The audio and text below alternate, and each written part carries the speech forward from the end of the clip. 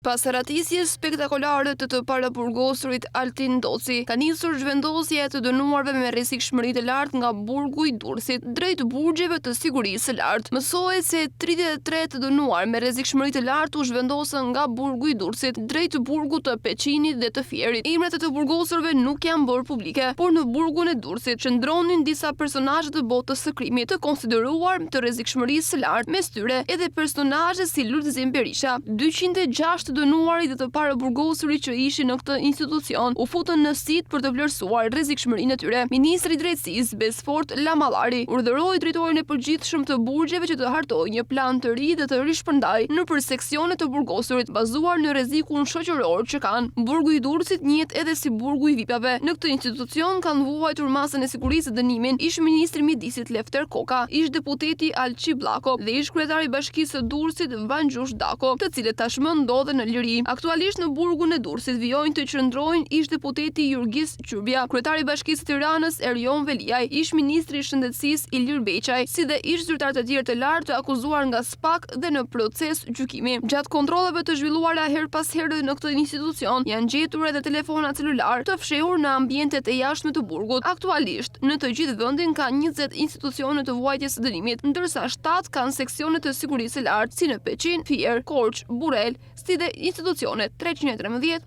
dhe 325 në Tiranë.